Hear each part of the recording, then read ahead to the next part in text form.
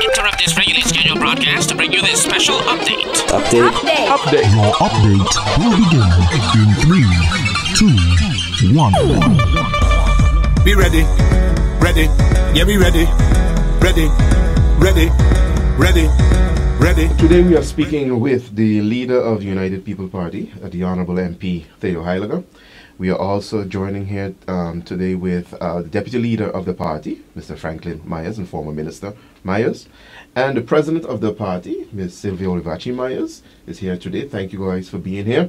We are here to talk up news and update the people basically on what's going on and what's up in the campaign so far and what they can look forward to in this election cycle. Starting with you, Mr. Heyliger, and this is, the party is 4 years old now, going into the second election cycle. What can the people look forward to going as we're now heading into the depths of the campaign, so to speak? Well, I think this year you will see, in terms of our manifesto, will be a heavily socially motivated manifesto in the sense of what the promises that we would make. And people have to realize that when we were in government, we were still able to achieve, although we were only there for about a year and a half. So we want to finish up the program that we started on, which is one of them, the largest priority for us is the new hospital that has to get going, because the healthcare of our country is a priority for us, and also the young people itself and where we're going with in the future for them. Right. And so let's say when you get elected or when the party wins this upcoming election, what in the next 4 years are those the priorities? The hospital, keeping the youth engaged, or are there other things you're... Well, no, there are a lot of other things. I mean, financially, how we can lessen the burden for the population itself. One of the key areas will be the cost of living reduction for them. In particular, the cost of energy for St. Martin. We intend to unveil a major plan that will reduce energy costs to the consumers by a minimum of at least 30%. We're looking at that for sure. In terms of taxes, also looking for less burden on the working class itself. Also looking for affordable homes. We don't call them low-cost housing, but we call them affordable homes, providing that for our population as well, because again, you have a young population, but also looking for housing. We need to bring back our professionals, let's call it that way, to the island. And in terms of job security as well, I mean, that is also a major need on the island in terms of providing jobs. Of course, tourism is the priority for us as well, in terms of the promotion of tourism, stabilizing and making sure our economy continues to grow and continue to focus on that. But also the social programs in particular for us are of vital importance. Right. Now, 4 years later, how would you say the party has changed? Basically, because back then, 2010, you were the new kid on the block. Well, you weren't the new kid on the block, but the party was. And 4 years later, where's the party? How would you say the party has developed or evolved? But I think one of the key aspects is a lot of our parliamentarians that came in were brand new. I mean, Frankie and I were, the stalwarts, the older ones, let's put it that way, in terms of being politicians. And now our president, she has 4 years under her belt, but also the others in there they're also new. So I think that with them also, you're getting 4 years later. And I think also some of the challenges that we had, especially with the fall of governments many times, that we want to try and get out of that factor as well. Be ready. Ready. Yeah, be ready. Mr. Meyers, you're back. I'm back. You're back. Guess who's back? I guess you're back. I'm back. No, what convinced you? I mean, you throw your hat back in the ring. Sometimes in the last couple of years, looking at you could tell maybe you were like itching to get back into it anyway. You're back. So why are you back? Well, initially I thought I was done. Yeah. And I was done. And I have to thank Silvia, because Silvia made a great sacrifice here for me to allow me to come back, because I would have never contested the election had she wanted to run or had the desire to run. So I will continue throughout the campaign to thank her for that. But yes, I am back because, I don't want to make it sound like a cliche, but there is a need for it. And if you feel that you're responsible for handling the good governance of a country, and being that I was there already, I figure, well, let me try my hand back in the arena so that I can be parcel of the development. Coincidentally, the up party is as old as the country St. Martin. Right. So for the next 30, 40 years, our growth will go hand in hand with the growth of St. Martin. And I think that we are in a unique position right now, not only as a party, but as a country. And I think the important thing 4 years ago was to realize that to make long-term decisions. And that's why, like the leader said, we are going to put a lot of emphasis now on the social issues in St. Martin, the low-income housing and those kind of youth educational development programs, those kind of things, to start to and put policies in place that will not only enhance but protect. Right. Now, over the last 4 years as well, people have maybe become a little despondent with politics and stuff like that. The UP has always been, telling people, stay positive, always stay engaged. Is that going to be one of your central messages again this campaign? Well, stay engaged. Well, definitely. You have a choice. Everyone, a citizen, a politician, everyone, we have a choice where we can throw our hands in the air and do nothing, or we can be part of the solution to the problem. Right. And by staying engaged, you are a part of that solution. So tomorrow, instead of just complaining about something, you can say, well, okay, I'm going to vote. I'm going to vote for the up party because this is the party that I know gets the job done. The record shows it. Whether when we started our political careers as individual candidates on another party to where we are today, the fact is, if you look at our track record, we get the job done. But in doing that, you also have to realize that we have a responsibility of running a country. Right. And in running that country, there are tough decisions to be made. Some of those decisions are not necessarily politically friendly decisions. But for the long-term benefit of St. Martin, those decisions have to be made.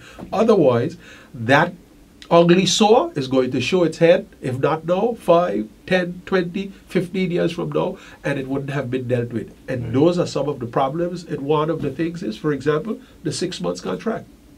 We are dealing with it now. It's not a politically popular decision to make, but no one wants to touch it. So it will sit there for another 20 years before anyone touches it. Needs to be touched. It needs to be dealt with. You need to sit down with the employers, the unions, and government need to sit down, come to agreement. We are a seasonal island. However, St. Martin has outlived the use of the 6 months contract now in our society. I've seen a lot of people gravitate towards the Green Team, towards the up party. The membership is growing, the vibe out there of the party is very high. Why do you think so much people are now gravitating towards the party? Well, there's an old saying in the Bible: the stone that the builder refused shall be the head cornerstone. And that is exactly what happened. What's happened? We were the ones that were, in essence, outcast, and we decided to do our own thing. And as the momentum grew, the people are realizing, something. Everything that this party said they were going to do, they've done. Even being in office for 19 months, we accomplished more than others who have been in office longer than that, or accomplished something while we were in there. But again, it's having the willingness to get the job done. Right. And having said that, we also fall victim to a lot of scrutiny, because when we're in office, people expect us to get jobs done. So when they're not getting done, we get the most questions from the press. Right. We get the most questions from the public, because they want to see these projects or whatever that is being done for St. Martin executed. All right. Thank you, Mr. Meyers. Now over to the president of the party, Mrs. Meyers. Silvie, thanks for being here. How has the party been preparing? Now that you're president, maybe give us a little insight on how you've been preparing for the upcoming elections. Right now, as we speak, Mike, the board is very instrumental in getting contracts prepared for the candidates. We as board members also, we sign contracts, because a lot of things are being discussed. We are not ready to disclose everything.